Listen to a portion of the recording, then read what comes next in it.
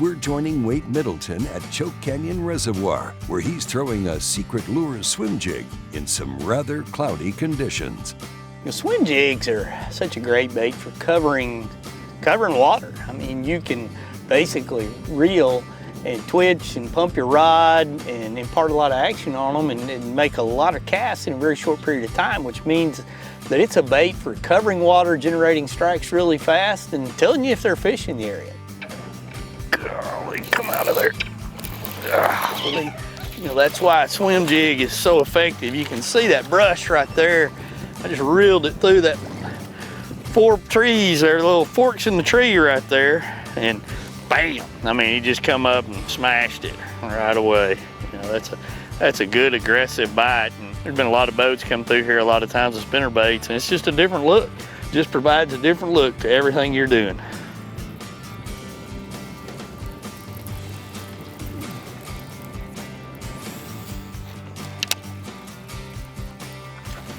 God, what a strike.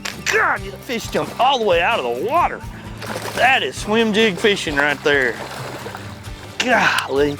Like I was talking about, I made 5 casts to that tree, made 1 to that one, and he just sharked out of the water for it. That is so cool. What a bite. What a bite. Big old chunky fish right there.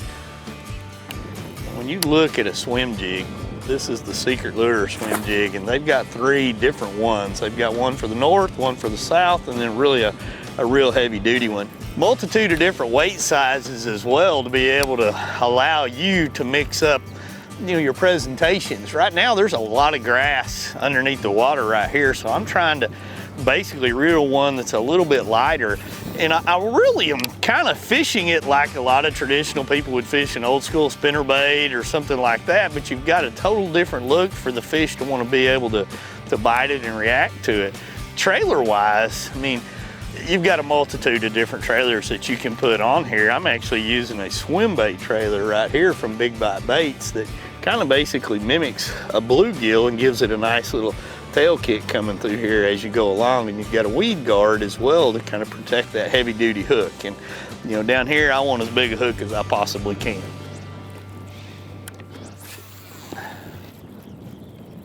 There he is. Golly, that fish has just annihilated it. Got him right in the brush.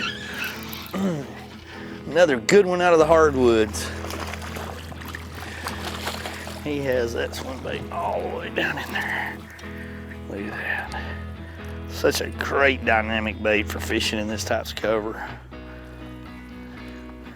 Just a steady retrieve, a little pumping action, keep that skirt moving.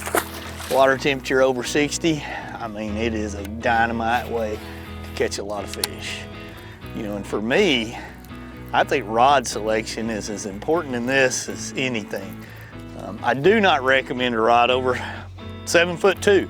I like a 6'9" or a 7'1". This is actually a 6'9" medium heavy right here, which I think is absolutely perfect for this type of fishing.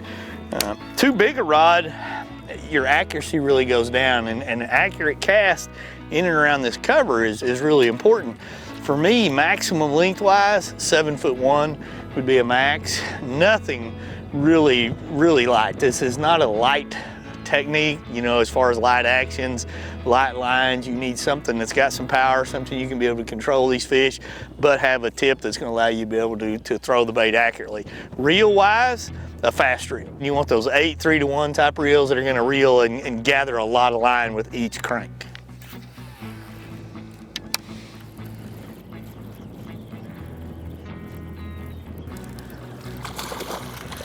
They come out here in the creek edge. You know, this is such a fun technique to generate bites in so many different manners. And when you get a day that you think the fish are really aggressive, the old swim jig really can pay off in a lot of good bites, and some giants as well. Swim jig fishing will actually wear your arms out a little bit because you're imparting a lot of action on the bait. You're making a cast out in and around cover. You're pumping that rod a lot of times, you know, 4 to 5, 6 inches at a time, kind of twitching it, moving your hands a little bit. I'll even move in the boat sometimes back and forth to get the right angle.